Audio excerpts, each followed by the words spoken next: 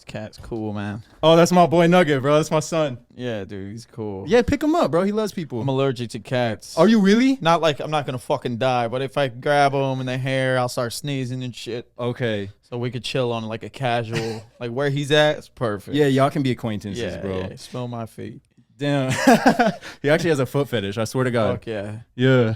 Run that shit, dude. That's so funny. I probably should have warned you that I had cats. No, it's cool. It's cool. As long as I'm not out here like fucking cuddling on him. Yeah, and shit. you about to swell up, bro. You gonna be on the podcast, throat closing, like, Doing some shit like that. But anyways, guys, today on the podcast, it is a pleasure to have, I'm gonna take a back seat today. I'm player 2, because right now we got player 1 with me. Whoa. a.k.a. Nick Galarza.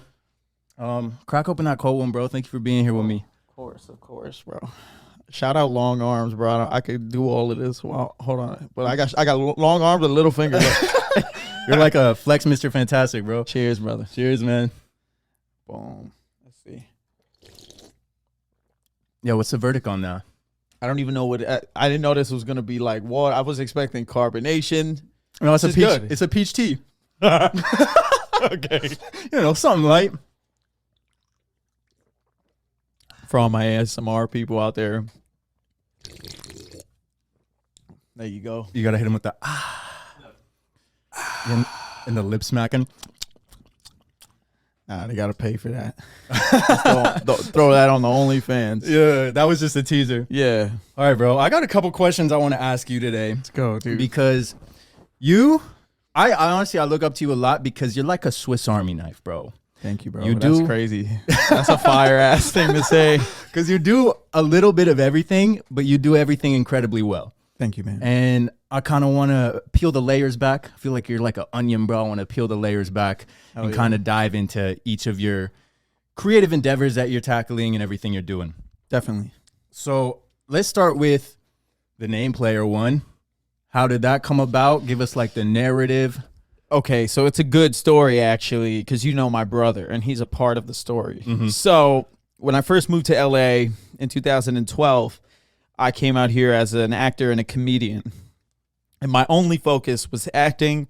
My only focus was, acting auditions during the day. At night, you're doing stand-up comedy. But I had always had a harbored interest in other things. But, when you're like the funny kid in your family, you kind of get designated as like, oh, Galarza, Nick, he's going to be a comedian. He's going to, and you're cool with that. You're like, all right, that sounds, so That's I came out here and I reputation to have, pursued that. And I was doing some stuff in acting. I had like some TV jobs I did. So like there was like enough things were happening to make me think like, oh, I'm for sure going to do this. Yeah.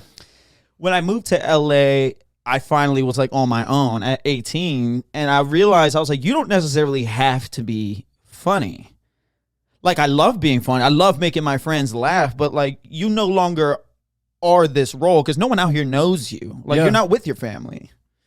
So there's not an obligation to just be the punchline guy. Not that I didn't love that, but I was like, the problem with being a comedian is that people... I'm about to give you low-key a long story, but I'll try to fucking make it No, bro. We got plenty of time. Okay, Nothing but time. Okay, bet. So the problem with being a comedian is no matter how fun it is or how good you are at the job, it's hard to take comedians seriously, even if they're seriously talking about something that seriously matters to them. Because at the end of the day, all of their ideas are consolidated to a joke or a punchline. Yeah. That becomes frustrating. It's almost like people expect you to be funny, even in serious situations or if you're telling a serious... Yes, or there's triviality to everything you say. Because if you have a real thought, if you have a real stance on something, but your only way of expressing it is through humor, it to some degree does dilute the idea. Because at the end of the day, oh, he's just joking. Yeah, he's just joking. It waters down the impact of what you're actually trying to say. And I had, for my whole life, big thoughts, big beliefs, and big ideas about topics. And I was like, I really just want to be having normal, serious, introspective, intellectual conversations with adults. I don't want everything to just be like, oh, Galarza is so funny. So, as an actor, I studied theater before I got into film and television, and I studied Shakespeare in particular for many years. Now, there's a famous monologue for all my thespians out there, which is all the world's a stage, and all the men and women are merely players. and I'll get it slightly wrong here, but it continues on by saying, in his time, man plays many parts. They have their entrances and exits, and in his time, man plays many parts. And I always thought that's kind of interesting, because when you want to do a lot of different things, people do kind of tell you what you are. Like, oh, you're funny, so you're a comedian. That's your thing. Like my brother, he's a great singer. So it's like, well, he's a rock star. He's a singer. Yeah. And that's what you're going to be. You get boxed in almost. Right, because that's society. That's a societal deformation where we just see things and we have to recognize them, so we categorize them. Okay. So man plays many parts, and in acting, you say it was great playing with you when you got to be in a play together. Mm-hmm. That's where it comes from. So playing, I was like, interesting.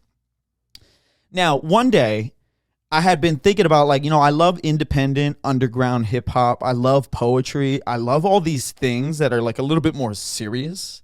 But I was like, I don't really know how to tell people I love this without them laughing or thinking I'm gonna be like a little dicky. Like, if I were to entertain hip hop, are people going to be like, oh, this is like comedy rap? Yeah. And I'm like, definitely don't want to do comedy rap, because I actually really respect hip hop. And low-key, a little bit of a hip hop historian, bro. Like, I have my facts right. Yeah, the last thing you want is to be like a Weird Al. Right, right. Like, and low-key, they have their lane that's super sick, because like Lil Dicky's a genius in my opinion. But I was like, I don't want triviality associated with my artistic attempt. So I'm like, I don't really want to just start rapping as Nick Galarza.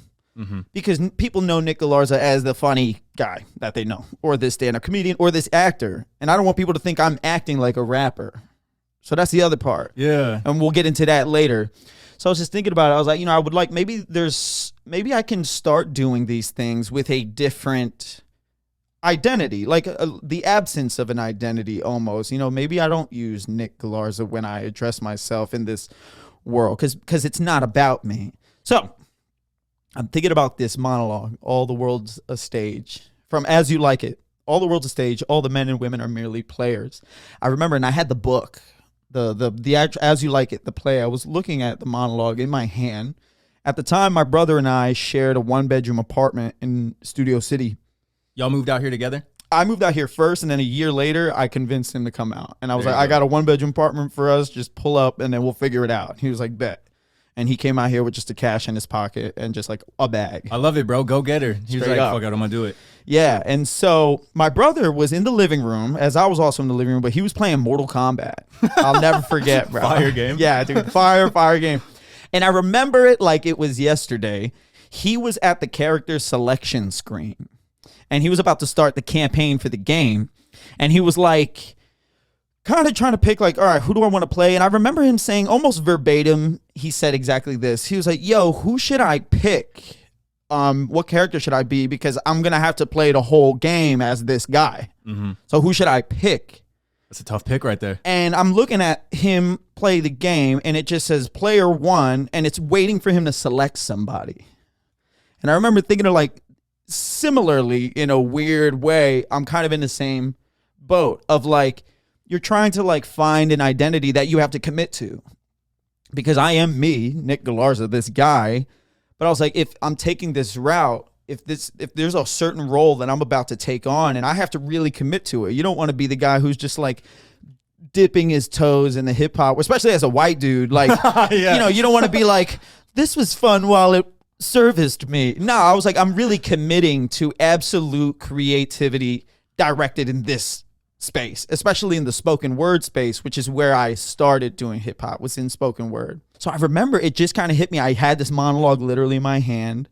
My brother is like, hey, who should I be? And I see this, and then I just think like player 1 is cool because it's the absence of an identity.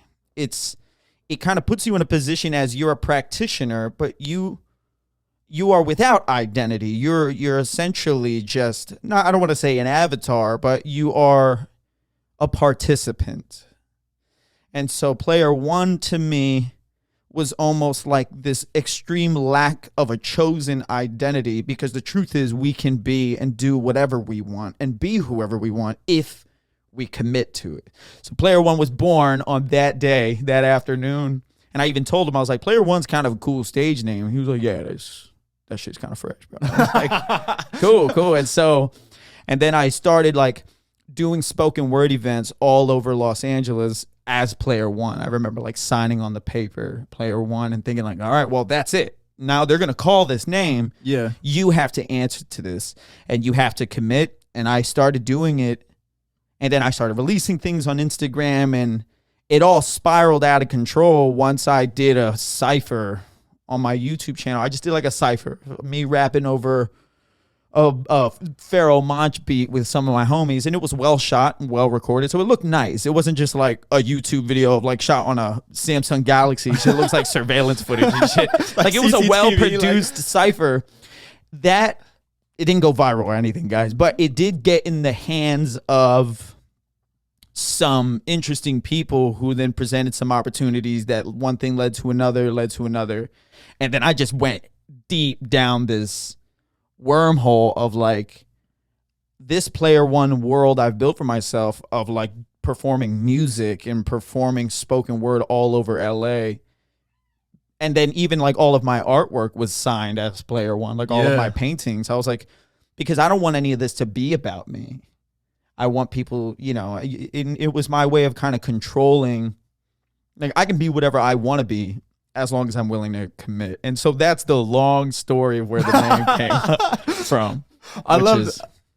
Nice to revisit. Yeah, dude. It's way more poetic than most people. I feel like most people would just be like, oh, you know, I like video games. Sounded hard. Yeah, exactly. They'd be like, but no, that's really cool. So would you say it's kind of like a way of separating the artist from the art? In a sense. Yeah, well, it was my way of taking control of identity. Because if you really even think of your name, it really isn't yours. It was assigned to you. Yeah. So when we feel this personal relationship with our title, you have to kind of think twice about it, because it's like, well, your parents named you that. Maybe you don't even have a good relationship with your parents. So it was like someone you don't even like gave you this name. Yeah. Your last name is just what you're attached to by blood. So it's like, that technically has nothing to do with you. And to me, not to get down another rabbit hole, but it's kind of like ethnicity and culture are similar in that when people are born of a certain skin color or of a certain ethnicity, there is an obligation to represent it, even if it doesn't represent you. Right? Like, yeah, that's big. And it's kind of sad, because I think of a lot of people, I think of a lot of people who they sacrifice individuality in efforts to stay true to a communal thought or a communal way of being. It's a shame, because we do live in America, where the land of opportunity, sure, but it's also the land of like hyper individuality. Yeah. If you so choose that. But then that's a scary path to walk, because you are choosing a path to walk alone. So that's the other thing. I won't get into, you know, I'm not about to be the white dude talk about like ethnicity and shit, but like something to think about, you know? And so I've always been in this weird boat of like, you get a little tired of people telling you who you are. And then as an actor, you're professionally waiting for validation so often. That's all acting is too. Yeah. And then like as a person, so for the viewing audience, I'm Puerto Rican. Both of my parents are Puerto Rican. Okay, I didn't know that. Literally both parents, all four of my grandparents. Now, the problem is I look like this. So it's like I am a white dude at the end of the day. And not because I'm like claiming white dude. It's just like, it just is what it is. You know what I mean? And like, it doesn't matter what kind of household I grew up in, what kind of food I ate, music I listened to, or what language was spoken in my house. It doesn't matter when you look like this. Yeah. And as an actor, as a white actor, you're pretty much told like, okay, you're this white guy, you're this type, you look like a redneck. That's how the world looks at you. And you're like, and my manager, it's so funny because as things started to shape towards like, oh, we want more diversity in movies and television. Yeah. My manager was like, okay, great. Well, I have this Puerto Rican client. And then they send you out. Yeah. And she's like, she'll pitch me for like a Hispanic role. And they're just like, absolutely not, dude. Like, it doesn't matter, because it doesn't matter, because people, as progressive as we like to pretend we are skin deep, sadly. Like, we're still in this place where, and me, I don't have any insecurities about being a Hispanic dude who looks white or being a white dude who thinks he's Hispanic. It's like, dude, I've had these conversations my whole life, and I've had to deal with this kind of stuff my whole life. So it's silly and very trivial to me, which is why I just choose to absolutely do my own thing. And like, I have an audacious belief that we control our own reputation. And that's tough because can you walk into a room and control what people think about you? To some degree, we can. Yeah. To some degree. Obviously, people have their prejudices and their bias and, you know, whatever issues they have with someone who just may look like you. But we have a little bit more control than we're willing to admit. And that's a scary thing for people to take on because now that's accountability. That's a big responsibility for a lot of people. Yes, dude. I feel like we're jumping in. Dude. Yeah. we're in this, dude. I'm like, how'd you get the name Player One? And there's just all this philosophical, existential. You're deconstructing all these fucking tough political things. Straight up, dude. Straight up. Because, and trust me, and I can go deep on some of those subjects.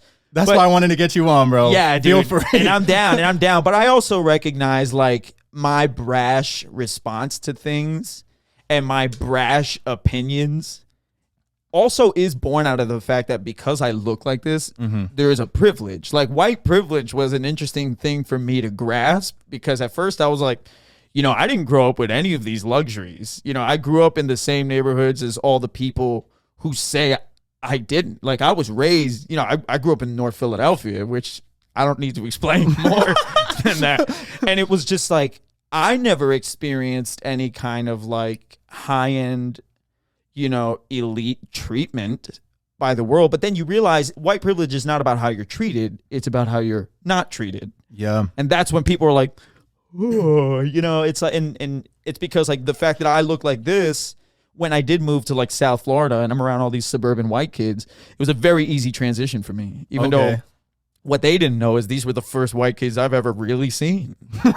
They didn't know that, but they were like, hey, man, I'm having a... Yeah, dude. They're like, well, I'm having a sleepover. I'm like, sleepover? What the fuck? You know, I didn't grow up like, bro, I have a Puerto Rican mom. She was not trying to like just simply let me sleep over people's houses. And rightfully so, dude. So it's just like there's weird things. And so privilege has been something I have been like looking into and thinking about for a long time because you gotta, it's not gonna be something you immediately recognize until it just kind of hits you. You're like, damn. Especially when I got into the hip hop world heavy, and even more, especially was the spoken word world, which there's so many great black artists in LA that when I was really getting my bearings as a spoken word poet, you're seeing a lot of spoken word artists who are black and they're like they're just literally telling you their story and you're just an audience to it. And you're like, oh, damn, you know, like you're really just hearing people talk about it. And then when I got into the hip hop world, you have to, like, I know I'm good at what I do, but you have to kind of prove that to everyone else. It's like, you gotta work a little bit harder because you don't want to look like you are another person ruining this beautiful thing, which hip hop to me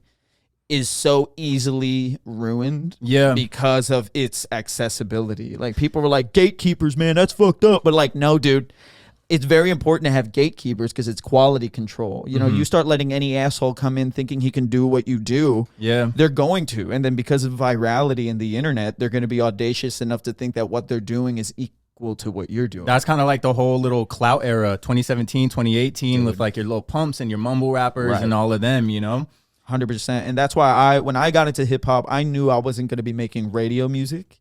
I knew I was not going to be making like club hits. I don't make music you can dance to. I'm not melodic. I was really into and inspired by underground hip hop and alternative hip hop. And I have to stress that because there's such a massive difference to the point where like my biggest inspirations, if I were to say them on this mic, nobody would probably know who they are other than like MF Doom. Okay. You know what I mean? Which is he's still that legend who sits just underneath the surface, though he is this monstrosity of a presence in that game. But like for the most part, everything that's ever inspired me musically, if I were to sit here right now and geek out, people would be like, is there let's just fast forward like 5 minutes. So that's actually something I do want to know. I have it written down in this list of questions is like artists that do inspire or motivate you or that you look up to. Hell yeah, dude. Okay, well then I'll send it, bro. I'll send it hardcore. Big inspiration for me is Saul Williams, who is a spoken word poet, writer. He's he's a rapper in his own way, but the way he raps and the way he makes music is very alternative, because one song could sound very hip hop, one song could sound punk rock. He's got this angsty, powerful use of language. His lexicon to me is so immeasurably potent, and just he's such a good artist. He's a screenwriter as well, and he's just one of these guys who is so nasty with the pen, and he's being a spoken word artist who made this amazing alternative music. Instantly I was like, that if I could even do a fraction of what this guy is doing, then I'm doing the kind of thing Player One was built for. Yeah. Like when I made the album Welcome to Oz, it was a spoken word alternative album. There's electronic music in there, there's hip hop music in there, there's rock music in there, because I was like, this isn't really about rapping. This is about language and really bombastic production and just yelling into a mic, dude, and getting it out. So Saul Williams, shout out Saul Williams. Also, there's a band called That Handsome Devil, which is one of my favorite bands of all time. They're more low key. They've definitely got their cult fan base, so I'm not going to say they're not like doing their thing. But the lead singer of this band's name is God Forbid. And so when he's not with his band, he does music solo as God Forbid. Okay. And it's rap music. It's hip hop. So he's got his band, and that's amazing. And then when he's just, doing his own thing, he's just got this great alternative hip hop that's just so good. And he's another one. Lyrically, he just paints a perfect dystopian world for the listener. And I just think from a lyrical standpoint, he is grotesquely underrated. And dude, crazy enough is one day I was just like listening to him, and he's a more low-key artist, so when you follow people on Instagram, you almost feel like you can comment on their picture and they see what you're saying, and there's just this feeling of like, what if I just reached out to him? And I was like, whatever, I'm going to. And so I DM'd him some of the work that I've done, like my music and some spoken word that I did. He responded relatively quick, and he seemed to like it. He had nice things to say about it. And dude, long story short, we talked, and I got him on my album. Oh, for real? Yeah, dude. So on Welcome to Oz, let's go. So on Welcome to Oz, there was a song featuring God Forbid, which is so sick. I want to say it's not all together now. It's Goodbye. The song is called Goodbye. It's super sick. And when it happened, I was so were you excited. Fangirling, bro? I would have been like, I was so excited because I was like, dude, I respect this guy so much. I hope he doesn't think this is just me reaching out because like, oh, he's cool, it'll be fun to have him. Like, I was like, no, dude, this is the biggest deal in the world to me, and I don't really know how to tell him. So I hope he just knows. And he, and he killed it. And the song's really cool. He seemed to like it as well when it ultimately came out. And he's just one of those artists that, God, man, I wish more people knew about him. Check out God Forbid. Check out That Handsome Devil. Super sick. So yeah, those two guys. And then obviously on a little bit more of a popular note, MF Doom, the greatest to ever do it. A$AP Rock, not A$AP Rocky, though he's cool. He's super cool. He's like, no hate but to him. A$AP Rock to me is the Shakespeare of hip hop, and I think he's the king of underground hip hop. Okay. And now that Doom has passed, because I would say when Doom was alive, he was the king of the underground. So you think he like passed the throne to him? Certainly, yeah. They've done music together too, so I'm sure it's a respectful, passing of the torch. Yeah. He would be okay if people agreed with that, because anybody who knows A$AP Rock knows that like that man is dangerous with a pen, and I wish he would come and do his show in LA, but who am I to request? Next collab maybe, bro? Yeah, bro, pull up. Dude, I'm gonna send him an email. Do it. Like, bro, look, I love you, bro. Hey, you're on a streak of wins right now with bro. reaching out to artists. So yeah, I was so happy that worked out the way it did. And he was such a cool dude. Shout out God Forbid, man. Yeah. Super cool. On that collab, were you guys in the studio together, or did he send you over his recorded session? I sent him the idea of what I wanted the record to be about, and I really broke it down. I explained it in such depth, and he thought it was a cool idea, and it basically gave him he had 9 days later, he just sent back a wave of his verse and the hook, and it was so cool. And it just worked out perfectly, man. And I was like, damn, dude, I could do a whole album with this guy, and we would body bag it, because I had so many people reach out to me about that record. They were like, dude, this is cool. Who is this guy? He's crazy. I'm like, bro, you sleeping. This guy's amazing. This guy's amazing, dude. You out here listening to Lil, who gives a fuck?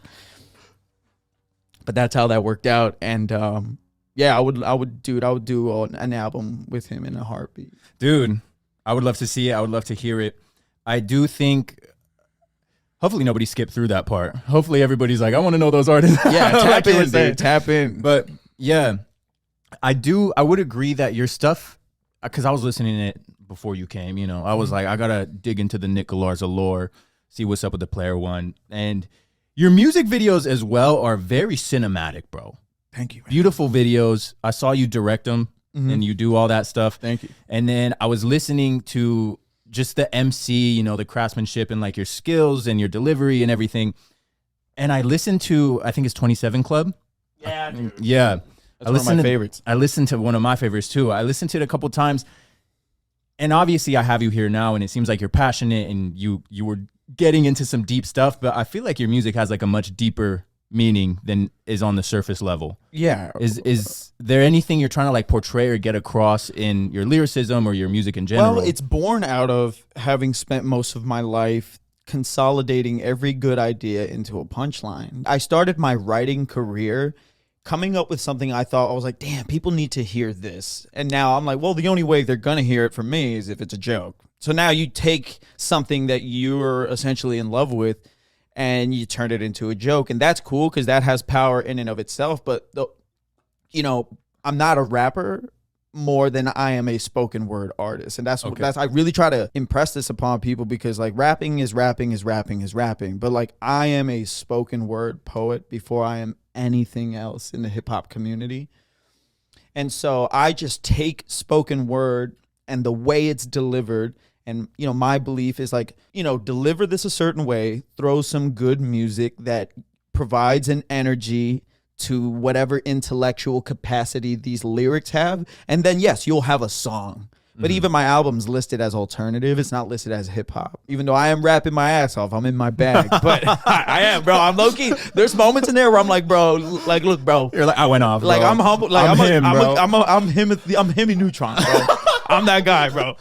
And so, but I still maintain that I am not a great rapper. I do believe I'm a great poet because I believe I'm very careful and deliberate with language. And I'm very good at choosing the exact right words to pull someone into my world or for me to put myself in theirs. Yeah. I'm very good with language. And that's where I always have this confidence of like, before I'm anything, I'm a writer for sure. And hip hop was a great way of me showing that. So when you ask, there's a very serious undertone, it's because this is, you know, ever since I've been doing this Player One world of mine, which has been about 6 years, I feel like I'm being honest for the first time in my life. Because a lot of comedy, even if it is something based on a true story, you know, you're heightening things for a laugh. Yeah, you're stretching the truth a little bit. And, you know, the biggest issue I have with stand-up, even though I still do stand-up so much, is that, like, sadly, for a long time, I felt like I have to dumb myself down for them to like me. Yeah. You know what I mean? Because like I can't go up there as a young dude who, you know, confident, dressed nice maybe, and just be like, I'm a genius. Like, no, like the audience, like relatability is such a big part of stand-up. And my issue was that it was very contrived and it was very pushed because the truth is I don't relate to most people I talk to. The truth is I don't have nothing in common with 95% of people I converse with, and that's okay. Yeah. But there is always this like likability factor as a comedian where you're like, oh, I need to, I have to level with them and you have to people please. And so when I got into this Player One world, I actually felt like my intelligence, whatever that is, I was able to express for the first time in my life. I was like, oh, like if I am a smart man, this is how people will know. Because stand up has never made me a smart guy. It's made me a funny guy. It's made me a sharp guy. Oh, There you go. Oh, he was quick. That was a quick one. Quick and witty. Yeah, it made me a creative, great entertainer. But I was like, my intelligence, and I don't want to be overlooked. Not that I'm the smartest guy on the planet, but it's just like Player One was a way for people to see my brain a little bit more. Mm-hmm. So then when I started getting back into stand-up heavy again, I felt really uncomfortable because I was like, I feel like I'm falling back into playing dumb just so they're comfortable. Yeah. And that bothered the shit out of me. After spending 6 years doing spoken word and really heady music and performance art as Player One, now I'm Nick Galarza talking about my dick on stage. Yeah. And people are just like, well, he's just like me. And I'm like, dude, I am nothing like you. You suck. But that's kind of the fast forward to now. My big issue is I'm doing so much stand up lately and like headlining shows, and thank God, and it pays, and it's a beautiful, fun job. But I'm trying to fall in love with it again because I have fallen out of love with it. Okay. So I love stand up, but I'm not in love with it the way I used to be. That's trying to. That's funny because I was gonna ask you because you obviously do a lot of stuff. You do art as well. You're like, bro, you're cracked at art, dude. Thank you. Yeah. I've been doing that the longest. Okay. So I've been doing visual art since I was like 5. Okay. And it shows. It shows. Thank you, man. Are you professionally trained with that, or you just kind of started? I never went to college. Shout out, no college. I never went to college, but my mom, who is just a genius, she was a fashion designer for many years, and she's an art teacher and has been that for many years. Mm-hmm. So like any semblance of interest in the arts was completely fostered by my mom. Like she was like Team Nick. She was like a drill sergeant, dude. Like when I was 5, she saw I could draw, and she was like, "I'm submitting this to an art competition." And I was like, "I don't know what the fuck that means." You know? You're like, I'm literally 5. Whatever, dude. I won my first like national competition when I was 5. For real? For McDonald's, like the company. Yeah, dude. I met Ronald McDonald. What did I paint? Yeah. So it was like something about dinosaurs and prehistoric life, and they were like, just make a drawing of dinosaurs. So I just made like a collage at 5 years old of dinosaurs, and dude, I super won first place. Dude, I had to go to like City Hall, and like I had to wear a little suit, bro. There was like grown men that entered the competition, like 30-year-olds money and like gifts. I met Ronald McDonald, bro. The clown? The clown, bro. I met that fool. I was like, yo, and he was like, he didn't dap me up. He was like, great collage, kid. Yeah, he was like, dude, you're something else. Take this picture. But here's a burger. Yeah, and it didn't stop there. Like my mom would just keep submitting me for art competitions, and I would, what is it to me? Just make a drawing, which I really like doing. She wasn't forcing me to do shit, dude. She was like, hey, do you want to do a painting about this book? And I was like, book seems cool. And I would do it, and then to my knowledge, she was submitting these things, and then these prizes I would win, she'd be like, hey, you won this. And I'm like, what? So I've been in visual arts my whole life, but I never thought I'd be doing it for money, which is what ended up happening. Yeah. Completely on accident as well. Because like when I moved to LA as an actor, I have a few paintings hanging up in my empty apartment, and then you have your actor buddies, some of which are very successful. They come over and they're like, oh, dude, if I throw you a couple $100, could you paint, this? And I'm like, well, I mean, why not? What am I going to say? No. It's the same mentality of like, yeah, I like painting anyway. And then because of Instagram, someone posts it, 2 more people ask. And then that snowballed, and I've been selling art for like commission-based art for like 8 years, dude. 8-9 years. That's really crazy. Insane. Good money in art too, I imagine. Yeah. Well, initially it wasn't. I was essentially doing it for pennies on the dollar. But to me, I was just like stoked that people wanted to buy my art. So I was like, I'll paint anything. I'll paint your dog, bro. Like, and then, within the past like 4 years, I would say I finally got to a point where my catalog of work I've done for so many years, like I'm finally getting paid like my rate, which is cool. And, you're doing these pieces. And I'm also very slow, bro. I'm a slow painter. I'm a slow writer. Okay. So I'm very meticulous. We all got our process, bro. You can't rush whatever you're doing. Dude, I wish I could rush it, bro. I'd be missing deadlines. You'd be a cash factory if you could rush it, huh? Just fucking like a printing press. A buddy of mine, Isaac Palayo, great LA-based artist. Dude, he cracks out the greatest artwork so fast, bro. And he just has show, exhibition, gallery. I'm like, bro, he's so fast. Yeah. He'll just have a painting of Muhammad Ali in like 3 days. I'm like, how the fuck you mean, bro? Fucking lifelike, bro. Yeah, dude, it took me a month to paint Pikachu, bro. You know what I mean? He's just got Muhammad Ali, dude. But he's so good, man. But granted, that's his one focus. Yeah. He is an artist, and he is a career artist, and he does super well for himself. But that is his lasered focus, which is cool. And I envy that he's fallen so deeply in love with this one medium, and he's just sent it Full super sending, hard. bro. Yeah, dude. And me, I'm just doing 9 things. Do you think your attention, obviously, I don't want to say scattering your attention, but when you're trying to pursue and tackle so many creative outlets and stuff, do you ever feel like your attention is getting scattered, or like maybe you're neglecting something? Or dude, it's so fun you're asking this at the right time, because I actually had an insecurity hit me like last year this time, which was, Nick, you've been out here for 10 years, you have accomplished a lot of great things, so be blessed and be thankful. And you've done so much. You're the guy who does so much. And a lot of people are like, damn, Nick, you do so much. that was literally me, bro. Yeah, but everyone, and I'm thankful for that. I'm thankful to be recognized by my peers as the guy who does so much. But then you do have this insidious thought in the back of your head, which is, had I not divided my attention and just picked one of these things and spent 9 years doing it, would I be huge in this particular world? So like if I was just doing hip hop and cranking out videos and ciphers and spoken word and albums and singles and hitting shows and just hustling 100% as a hip hop artist, would I have gone viral by now, or whatever constitutes as successful in the hip hop world? Because to me, I think virality is so lame. But would I be signed perhaps, or whatever it is, would I be on tour or doing something? Yeah. Like if I was just doing stand-up comedy and didn't take these little breaks every now and then, would I be this selling out arenas? Yeah, doing dude. something? Would I have a Netflix special? Like I'm 29 years old. I'll be 30 this year, and it's like I started when I was 18 years old, and I'm like, damn, if I was super consistent and took advantage of the internet and took advantage of posting and the yada yada yada yada yada, like, would I be a household name as a comedian by now? Had I not? So that's an intrusive thought that I've had a lot this last year, because you're just like, the totality of what I've done is cool.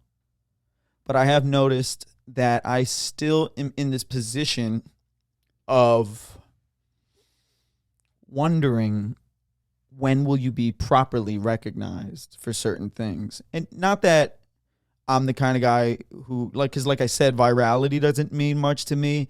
And being selected, depending on what it is, doesn't necessarily mean much. And I consider myself a success in certain ways, just because I think it's a blessing to even make $5 doing what you love to do. Yeah. So the fact that I've maintained myself as an artist all this time, I do consider myself a success. But you do think like, it would be nice to be able to buy myself a house. It would be nice to be able to, like, if I just wanted to do a Euro trip, it would be nice to just be like, I'm just gonna book a Euro trip, man. Like, but you're the hustler mentality, which I'll likely never not be that, but like, you do think to yourself as you get older, as adulthood creeps in, and the monetary value of what you do becomes more apparent, and art and commerce finally clash, and one of them wins that fight, and it's usually commerce.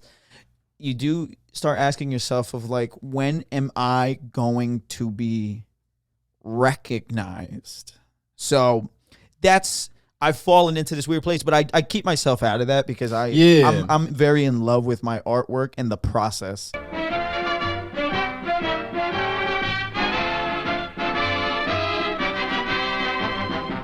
What is up, my Floral Freaks? I got an amazing opportunity for y'all today.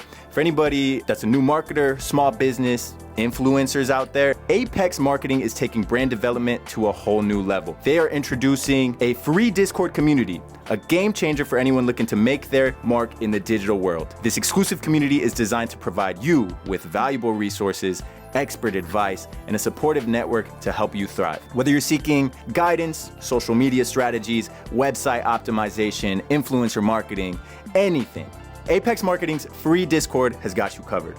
It's a hub of knowledge and collaboration that will elevate your skills and propel your brand forward. So don't miss out on this incredible opportunity. It is free, guys. It is a free Discord community. All links are below in the description, guys. Go ahead and check them out and take your career to the next level. If you want to make it in this business, good advice I heard, I think it was Steve Martin who said, is you have to be too good to ignore. I'm like, that's good advice. But then I also think about my own advice, which is that if you really want to do this, don't do it unless you're willing to do it for free. Yeah. If you do this because you see it as a get rich quick scheme, this is not NFTs, bro. This is process. This is like, you have to love this art, because like good art is a direct result of love and passion. Now, when you have to like water it. When we see this like commercial mentality of people being essentially managers who know how to make art as opposed to artists who know how to manage, dude, you can see right through it. And it's the reason why the hip hop community is collapsing on itself. Like, hip hop music went from being a hole in the wall, amazing low key restaurant to McDonald's. But shout out McDonald's. I love McDonald's. Yeah. But you're like, they did pay me for that collage, so shout out McDonald's. Yeah, shout out McDonald's. But like, the point I'm making is that hip hop got to a point where people looked at it and they were like, shit, I could do that. Yeah. I could just get famous real quick. I could go viral. I can go viral rapping. And so a lot of people jumped into hip hop, and there's no gatekeepers in music really at all. I know labels pretend to be, but they're really not. In fact, labels are struggling to be needed, which is actually a hilarious conversation, because it's like they try to gatekeep anything they can get their hands on. They're like, whoa, who's controlling this playlist? I am. Well, give it to us. We'll take care of this. We don't. And dude, the music industry has collapsed on itself because of that. Yeah. Because of people just like, shit, I can make a quick buck, bro. I just go viral. I could be Old Town Road. That could be me. And the worst part is people see that, and because it is a reality, and they're like, fuck it, I'm gonna jump in the game. Right. And it's a shame. And that's why, like, I've paid my dues in the hip hop world. I've done the ciphers. I've battled. I want to get into that a little bit too. We'll get into it for sure. But I went undefeated in battle rap. You know, I've released music. I've performed. Dude, after I do the Roxy on Sunset Boulevard, I would have performed at every venue on the Sunset Strip, including the comedy clubs. For real. I've performed at the Whiskey, the Viper Room, the Comedy Store, the Laugh Factory. What else is on there? Somebody help me out. I think it's just the Roxy left, and that's the Strip. Yeah. I performed at all of them. Not to like, look what I've done. But it's just like, I've paid my dues, bro. I've paid my dues. So when people try to like check me, like, what you know about hip hop, bro? I assure you, I know more than you do. Not that knowing more than you even matters, but I promise you, I could take you to school, man. Yeah. You're about the culture, bro. Yeah, because I respect it. Yeah. I respect the people who built this world that I'm just happy to come hang out in. You know what I mean? Be a part of. Yeah, and reap some benefits from. You know what I mean? Like, and I'm benefiting off of the work of countless better artists than me, bro. Like, that's why I don't get too crazy. Like, I know I'm nice, bro. Like, see me in a battle and you like you can back your shit or up, like, bro. yeah, lyrically, bro. Like, no one's really touching me like that. But at the end of the day, I also know my place, bro. Yeah. Like, I know my place, and I know that first of all, I make niche music. So even if we're just talking about like, man, that record was corny, it's like, probably to you, yeah. Because like, I don't make club records. I'm not a catchy dude, bro. Yeah. Spoken word is like, it's very poetic, dude. It's more so like you're a poet than you are a rapper or something, you know? Definitely. And I think that's how I treat it. Maybe not nowadays, but a lot of hip hop was like that too. So, bro, rhythm and poetry, rap music. And Yeah. it's funny because like people will hear that, bro, and be like, that's what that shit means. literally me right now, bro. Yeah, bro. I didn't show like, it, but in my mind, that's I how was like, far we've gone, where we've forgot just the bare essentials. It's rhythm and poetry. That's crazy.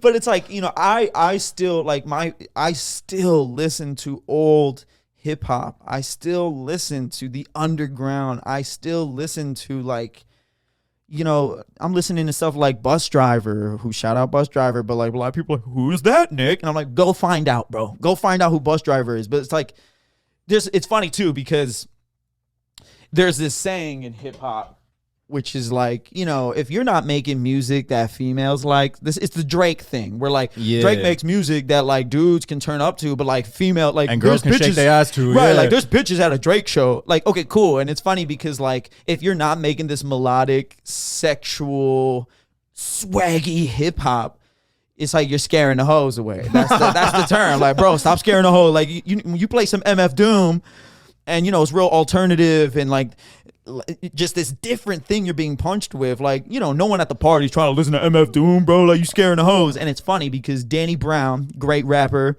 Danny Brown's great, and bro. JPEG Mafia, great just rapper, dropped an album called Scaring the Hoes, bro. It's called Scaring the Hoes because they acknowledge that, like, what they love and their lane and what they're so good at, bro. They're like, bro, we're going to make a class. And, bro, that's the best album that came out this year. You can't tell me nothing in mainstream hip-hop touches that album from a production standpoint, from a lyrical standpoint, from a conceptual standpoint. But that's just me. That's Galarza, who just, I respect that world despite its commercial access. Okay. Because I think people, if my son ever told me, Dad, I want to be a rock star. I want to be a pop star. I want to be a rapper. My first advice to him would be, son, try to be the prom king of your school. And if you can't do that, I don't recommend you do this shit.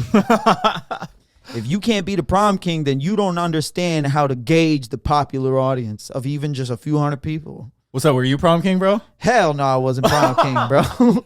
People at my school looked at me like, well, I was funny. So I was received that way. But no, not like I was like, I struggled in high school. Like, no, it was just like, that's not me. I was never trying to ever be a popular guy. Mm-hmm. And so when I made hip hop music, I'm like, what am I out here trying to be Drake for? There's already Drake. Yeah. No one's going to ever be able to do what Drake does better than Drake. I'm never going to be Eminem. People are like, bro, you're a white rapper. Like, are you super inspired by Eminem? I'm like, hell no, I'm not inspired by him. You know why? Because he's so good. When I grew up looking at Eminem, I thought, how is he doing that, bro? That's not inspirational, bro. It's awe-inspiring, perhaps. Yeah. But it was just like, how the hell is this man doing this? It was like the shit that inspired me was like Odd Future, Earl Sweatshirt specifically. I like that. You know what I mean? Like Bus Driver, Aesop Rock, people where I listened to this and I was like, oh, I feel like I understand actually how to do this. Not that I know how to do what they do, but like it was the first time hip hop hit home. Mm-hmm. Because Eminem was not relatable to me, dog. I was like, bro, this is wild. This guy's like a sorcerer, bro. So no, that's not inspiring. It's amazing. And people don't know the difference. To be amazed is to be an audience. To be inspired is to step on stage. That's the difference, bro. That's a bar. That's a bar. That's a bar. Hey, my boy's a lyricist. Yeah, if you don't know yet. Hey. Shout out OnlyFans, bro. That's where I be. Nah. Bro, I should have an OnlyFans where I just like spit gems. You should. I would subscribe, bro. I'd be your first subscriber. Hey, I got straight you. up, bro. It'd just be like me talking shit and feet. And feet. Dude, feet seems to be like a popular topic on this podcast. My last guest, literally, we had a whole section just talking about feet. I don't know why. It's because, bro, give the people what they want, you know? You got to stand on something. True. Bro, see, bro. Fucking bars. Hey, bro, save it for the OnlyFans, bro. Save it for the OnlyFans.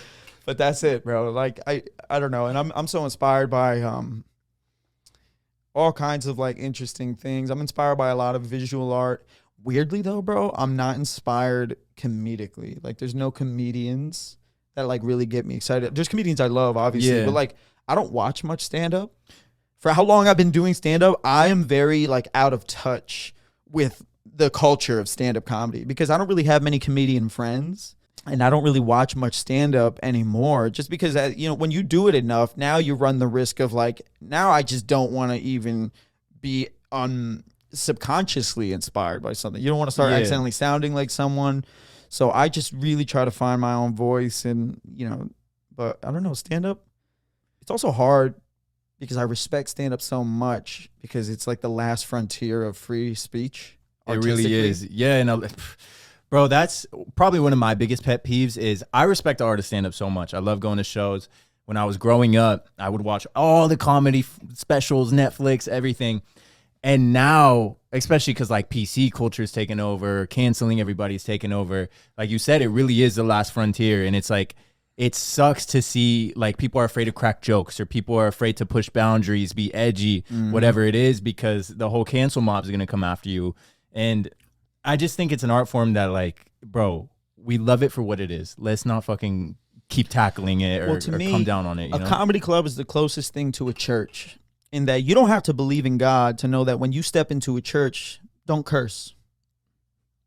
Decorum. You know how to act. I don't need to believe in God to know that I should lower my voice and just be calm. When you walk into a stand-up comedy club, you know it's just jokes, bro. There's nothing but love. There's no enemies here. So that's what I love about a comedy club to me. And also to me, there's certain little universal truths that keep me from believing that cancel culture is fictitious, this is going to sound insane because we see it. It's so ubiquitous right now, and we see it really plaguing the arts and plaguing people, but it's only doing so digitally. In the real world, nothing has changed. Everything you see happening is happening online only. Because comedy clubs, people still laugh, bro. Yeah. People laugh at wild shit. And you know what's funny? I was thinking about this the other day, and I was like, here's proof that every time any major studio or network or anything cancels someone, here's proof that they're not doing it for moral reasons, but for financial reasons. It's always financial, bro. 100%, because Family Guy and South Park are the most disrespectful shows in the history of human beings. Hilarious, genius. But bro, when you want to talk about like violating people, bro, these two cartoons have violated everyone who walks the earth caught astray on one of them cartoons. Nobody's bro. safe, bro. And they're still going, bro. Yeah. No one's canceled Cartman, bro. That fool has said every imaginable... Bro, these cartoons have gotten away with literal murder. But we're not shutting down Family Guy and South Park. You know why? Because it's proof. People don't care, bro. They're still watching. Mm-hmm. So when I think about it all the time, I'm like, you know what? We can't live in a perpetual state of fear, because as an artist, I want to make people happy. And I don't want to make enemies of people, because I love people. And I hate when artists are like, oh, I hate people. Like, then you're not an artist. You can't possibly hate people in this business. Yeah, what are you making art for? Right. So, you know, I never want to step on anybody's toes. I never want to hurt anyone's feelings or just be disrespectful. You never want to come off as racist or bigoted or none of that, or hateful. But then it's also like, you can't be afraid to just crack a joke. Mm-hmm. You can't be afraid. And I was starting to think, like, you know, you play it safe. You walk on thin ice a little bit. You play the game like, all right, Nick, don't go on Esteban's podcast talking some crazy shit, because, like, you know, out of context, people don't know who I am. So if they hear me just saying something wild, I don't want to hurt no one's feelings. But it's also like, we can't live in a perpetual state of fear, because fear of the future is anxiety. Mm-hmm. And we already live in an overly prescribed, anxious world. Part of that, in fact, I would argue that most of it is the internet. The internet creating this idea of like, and you know what's so funny? I was thinking about it. Like, how many people do you know have become so like PC and like, oh, you can't say that. I shouldn't say that. Bro, I have friends that used to say the craziest fucking shit. Like back in high school, like ridiculous stuff. And now they're like, oh no, you can't say it. That's not nice. Like, you really shouldn't talk about that. And how often do you hear them say this sentence? Well, dude, I just don't joke like that anymore, because I'm so afraid of like offending. You know, I don't want to offend a gay person. I don't want to offend a trans person. I don't want to offend a black person. And I'm like, you know what's crazy about being afraid of those people is that makes you phobic, bro. I would argue that being afraid of someone, afraid of stepping on their toes, makes you transphobic, makes you homophobic. You're quite literally afraid.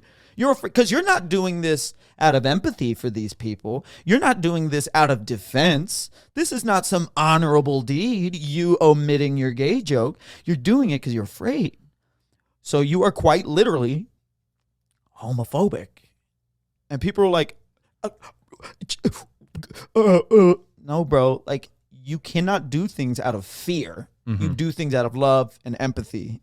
Like me, I'm never going to hurt someone's feelings because I don't want to hurt someone. Not because, well, I'm just afraid of looking like an asshole if I hurt this person. Yeah. That's insane, bro. That's insane that people do that shit. So I don't know, as an artist, you have to kind of find this weird place of like, you have to be conscious of people, but you also have to be slightly unapologetic. And then you know, it's better to ask for forgiveness than permission. I get that. And we live in a world where people are like, you know, witch hunting for reasons to cancel Literally someone. guilty until proven innocent, pretty much. Right. Now, and I get that, but like the truth should prevail if you're a good person. Like if you're an asshole, if you're truly just a disrespectful, racist, garbage, destructive person, it will come to light eventually. And hopefully it does. However, you cannot turn into this stifled, muted, essentially watered down just version censored of yourself. version. Yeah, because also you're just being dishonest, and dishonesty in and of itself is a problem. Because we already live in an age of such dishonesty from everything. Our news outlets, the internet, our peers, our teachers, history books. Like, we're just, bro, what are you allowed to believe anymore? So transparency and honesty. And also, I'm just a firm believer in forgiveness, bro. Like, and I know that sounds crazy, but I really do believe, like, give people a chance to be better. Most people are just trash. Yeah. And that's facts. But like some people do make mistakes. You know, the nuance of existence comes with mistakes. We're going to do stupid shit. Bro, like as a comedian, I've said a lot of disrespectful shit, bro. I have. I've said a lot of hurtful things in the past where I was like, you know what, bro, like that's not even how I think. Yeah. I gotta stop making these jokes because it doesn't matter how funny it is. That's just not even what you believe. And then back on our conversation about battle rap, I loved battle rap because it made me a better writer, but I stopped doing battle rap because I was like, I feel like I'm just punching down. That shit is the most disrespectful, It's bro. so Battle rap. disrespectful. And it's funny because I approached battle rap as a comedian. And as a, you know, when you're roasting people as a comic, nothing's off limits. You roast their ethnicity, their religion, their income. They're fucking fit, bro. Everything. Right, You but just at the piece end them of the apart. day, you have the privilege of roasting someone because it's still a joke. So there's jest, there's happiness attached to something really shitty. With battle rap, it's a setup punchline formula, but your goal isn't to make people laugh. Your goal is to deconstruct somebody. And so I was doing really well as a battle rapper until I realized, one, I'm being really hurtful for like, in a way that's like not really benefiting me. For like some street cred. Pretty much. Like street cred for what? Like who? I don't care about none of these people, about like pleasing them. Like I'm gonna have to sit here like, and it's funny because I'm cool with everyone I ever battled, you know, and even though you're shitting on each other, but I look back at it and I'm like, bro, like, and then sometimes you don't know the person you're battling, so you have to base it off of like what's their ethnicity. So Literally you start just doing like race looks jokes and stuff. Yeah. Right, you're doing race jokes, which is so corny and so tacky and just so like, you know, it's funny in the moment because you write it thinking like, the crowd is probably gonna laugh at this because I'm thinking as a comedian, but then you sit on it and you're just like, nah, bro, that shit just looks like you're desperate, so you'll do anything to hurt someone, and that's a little ass to me. Because to me, it's like boxing. Boxing's literally beating the shit out of someone, but you don't punch below the belt. You don't punch somebody in the nuts. Yeah. Because I know we're beating the fuck out of each other, but bro, don't hit me in the nuts. Yeah. Don't bite my fucking ear off, bro. Yeah. So when I was doing battle rap, I was just feeling like, what am I gaining off of like violating somebody? It was all nut punches, bro. It's like it made me a better writer because I was very clever, and there's a lot of shit I said in battle rap where I was like, damn, bro, that's a crazy, like, bro, people are sleeping on what I just did. But then there's also times where you're like, you're misrepresenting yourself. And that's what I was starting to notice. I was like, you know, I'm a poet first. Back to what I said earlier. Before I'm a rapper, I'm a poet first. And if language is my gift and words, if the gift of gab is my gift, I am misusing my gift to punch down, not punch up. So I was like, you know what, man? Battle rap has been cool. I'm very, bro, the respect I have for the battle community, people already know, so I don't need to like convince anyone, but like, and to everyone who helped me out and put me on in that world and like gave me that confidence that battle rap gave me to like, nah, bro, you deserve to be here. Yeah. I appreciate it. But then I was like, you know what? I can't just battle. I can't just keep like insulting people in a clever way. You know, essentially masking hatefulness with intellect, which was also then, it then became a misuse of intellect. Like if you're a smart guy it's like superpowers, bro. Like to me, being an artist is like the closest thing we have to a superpower. It's like, what will you do with what you have? Like, are you gonna rob a bank or are you gonna save a cat from a tree? It's that classic Spider-Man saying, "With great power comes great responsibility." Exactly. And I felt as though when I was using my gift in battle rap very selfishly. For a room full of dudes to just go, oh! Yeah, just so people can be like, damn, he's nice. That's crazy. And I won all these battles, and then I look back at them, and I'm just like, that was corny of me, bro. Like, that's not, because one, that's not me. Like, I feel like I'm lying. All to make people happy who don't give a fuck about me, bro. They just care about this moment, which is cool, and I respect that, because they also don't need to care about me. And it's an overestimation of the situation, and you're like, I'm not about to use my gift to put people down, bro. It's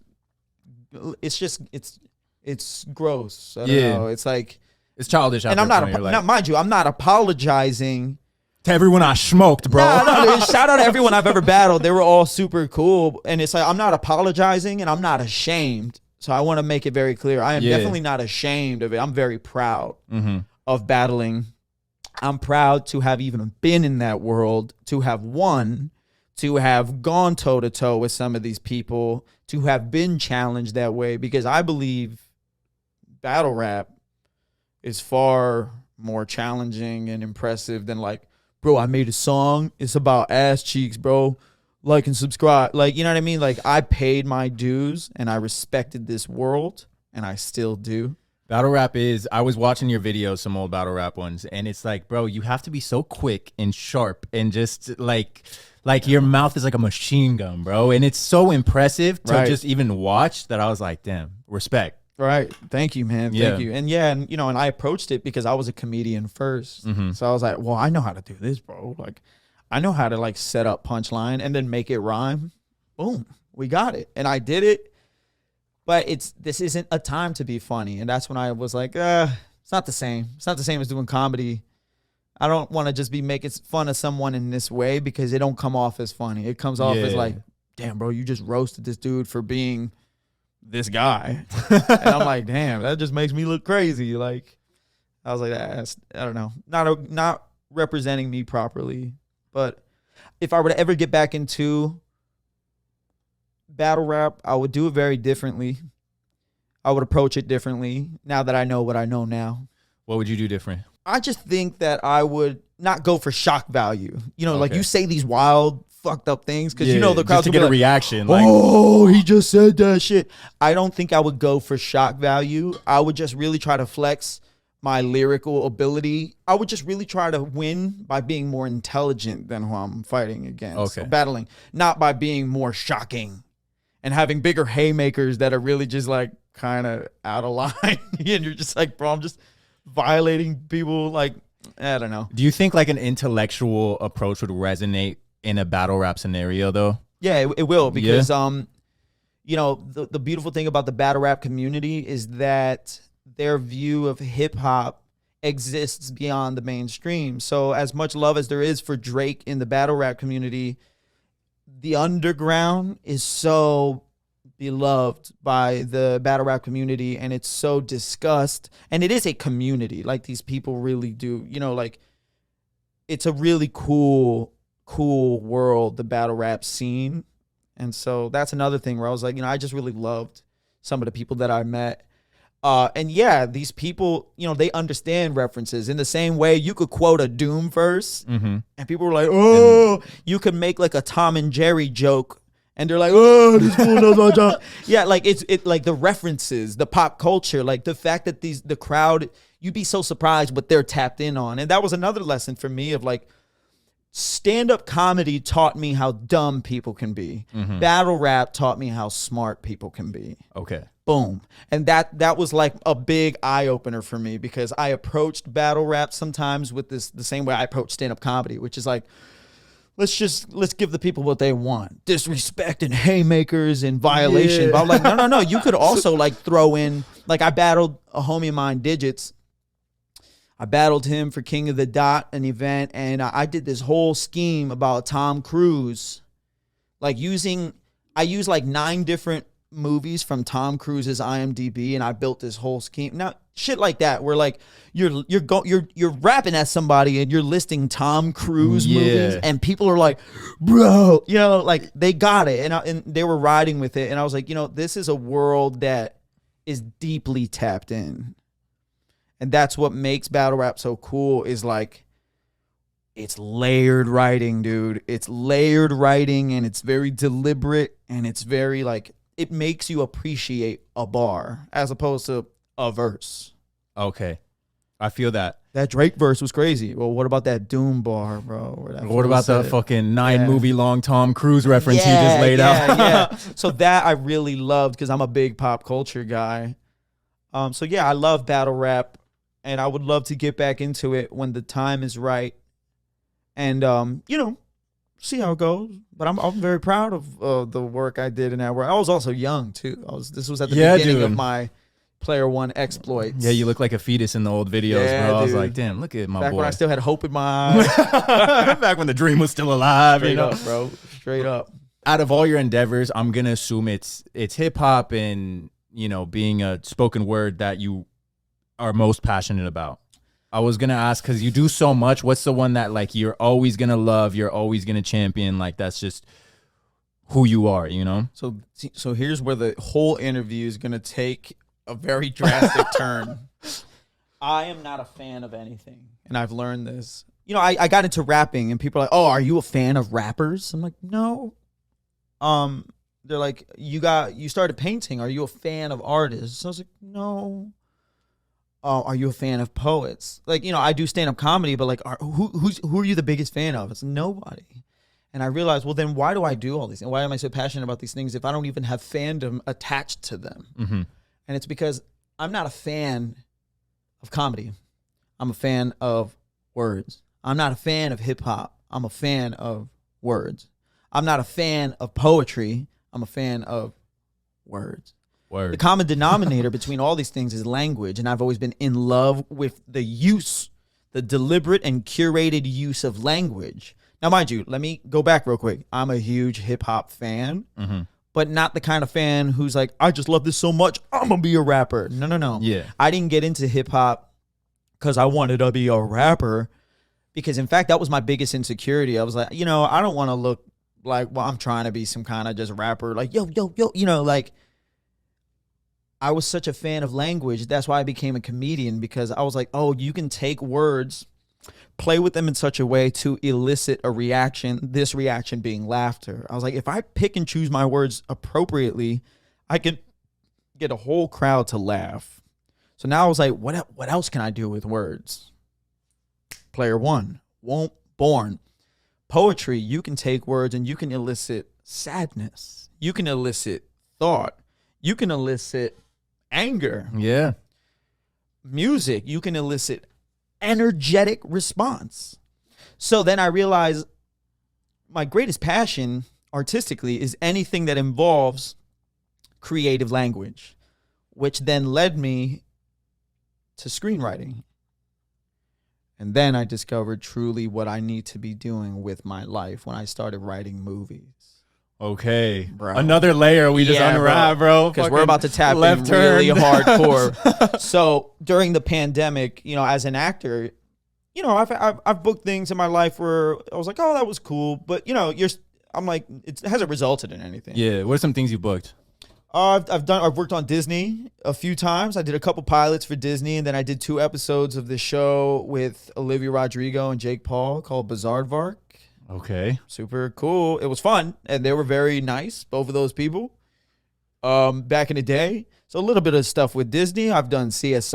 I've done Burn Notice. Other random things. I did the show called Foursome with Logan Paul, weirdly enough. Both Paul brothers. I just connected that, actually. Yeah. I was like, wait a minute. But both of them are, you know, little random things throughout my life. That's more than most. That's more than most actors, More bro. than most, for sure, but nothing that has earned me any more clout in the acting game than the guy who is just starting out. Yeah.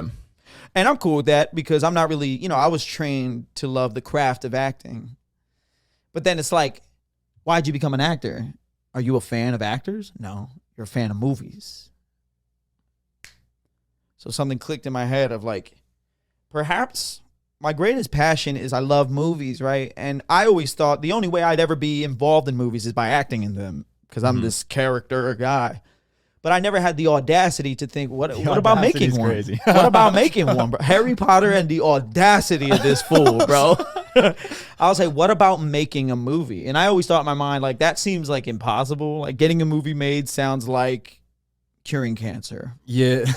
I was like, I don't know how the hell people just make Avatar, bro. That's so crazy. I didn't That's even crazy. bother. I was like, I think my way of getting into movies is being in them. Until I realized, Nick, you've been creative writing for so long. And I thought about something. I was like, I could sit here and wait until some director wants to put me in his movie. Or you literally have a better chance of making your own movie and putting yourself in it. And I was like, well, yeah, that's what they tell every actor. Like, well, if you want to make your own movie. But yeah, all right, I'm going to come up with all this money. But I was like, but like, and I really thought, like, what if, bro? What if I just wrote it? What if I presented it? Because I have a very vast network in LA after being out here long enough. I've artistically, I've proven myself to a lot of key people. So there's people who trust me as an artist. What if I did, bro? So I did, bro. Yeah, dude. So I wrote a short film during the pandemic based off of a song that I wrote and made called Kansas. There's a song I made called Kansas. And then I wrote a short film about that, which was like a futuristic Western. Got a bunch of people involved, got a solid budget to make it. I was like, oh, wow, this is like happening. Got some cool people interested in making it. But then because we were in the pandemic, there was a lot of additional costs that have nothing to do with making a movie, but there's COVID costs. I was about to say, SAG. like testing and all this weird Yeah, shit, and I was probably. like, this is just maybe not a good time to make something like this because it's going to cost us like $17,000 extra on top of just this immeasurable amount of money we have to raise. So I was like, let's pump the brakes. And let me backtrack a little bit. This basically all started.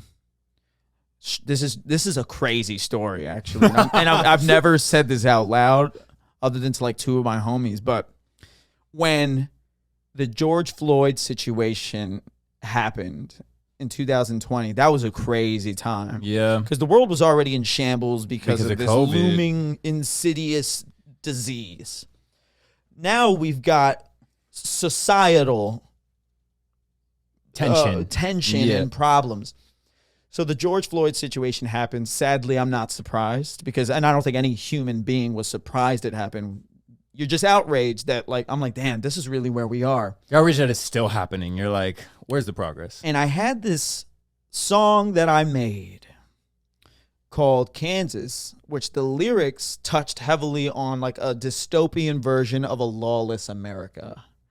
And there was a lot of conversation during this time of defund the police and all this crazy shit being said.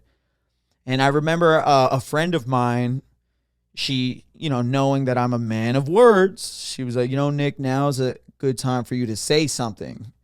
But I'm not about to be one of these dudes who just says something because it's like, let me make this tragedy about me, which is like, shout out everyone who did that shit, bro. You suck. They just like make shit about them. They're like, this is my moment to release a single about Black lives. It's like, dude, you suck. Yeah. Dude, the worst like, type of person, bro. Bro, yeah, the worst kind of people is these opportunistic Or like LA the people that were going to protest just to get like a social media photo or something. Right, dude. They just sit there with their fucking picture. Well, my friend was like, it would really mean a lot to me, she said, if you just said something because people listen to you. I was like, okay, well, you know what? I have this song that it's also a spoken word when you take the music out. So I'm just going to spit this a cappella on IG with just someone holding the iPhone, like super just because these words could not be more perfectly aligned with the state of the world right now. Well, people shared it or whatever. Didn't go viral, but again, it fell into the hands of the right people.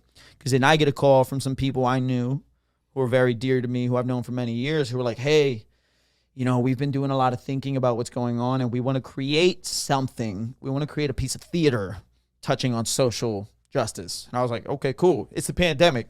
They're like, what would you say about writing a one-man show? I was like, it's the pandemic. Why not? What else I got to do? Yeah. Right. I've been writing sketches. At this point, I've been writing so many different things for so many years. I was like, you know what, bro? We're going to write a play. So I started writing this one-man show until I kind of had this other thought of like, we're in a pandemic, bro. Who's going to see theater right now? Because we're in the, I'm talking about 2020, heart of the pandemic. I was like, look, man, me trying to make a play in LA this is not smart. Mm-hmm. So I went back to those same people who were willing to fund this play, and I said, well, what if I wrote a short film based off of that a cappella, that song that you liked so much? And they were like, that would be amazing. So I wrote it. It really aligned with something they were trying to create. We moved forward. And again, that's what Kansas, the script that I wrote. But then I was like, let's take a break on this because we might need like way more money than we have. And I don't really feel like making that gamble during the age of COVID. Yeah. But then I was like, well, what about with the money we do have? What if I wrote a short film that we could do for this amount? And they were like, do it. I wrote it. And we got it made. I wrote and directed this project last year because I had this idea for a movie. And I was like, I'm not going to be able to get the money to make a movie. So how about I make a 25-minute version of it? Yeah. With a nice budget, make it look really good, direct the shit out of it, try really hard, assemble the Avengers to make it happen. And so I wrote and directed this. We shot it last summer, July 6th.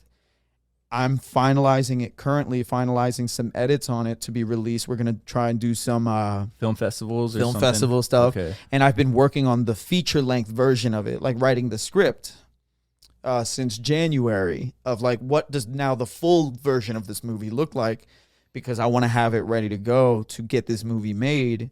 And that's when I realized like my love for the arts exists heavily in language, like writing a movie, writing dialogue, writing a bar, writing a poem, writing a joke, writing a sketch for somebody. This is my gift. Language. Not he's the illest rapper or the greatest painter. Yeah, it's none of that. All of that is just collateral damage in my pursuit for literary success. Mm-hmm. If that makes sense. That makes perfect sense.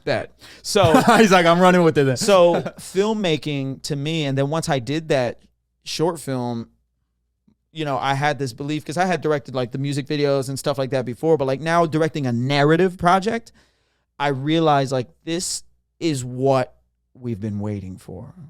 Everything else was building up to Player this. One and Nick have finally met at the top of this mountain, and now they've discussed what next.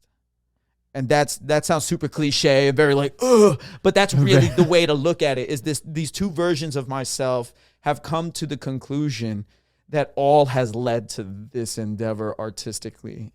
This is my Mount Everest.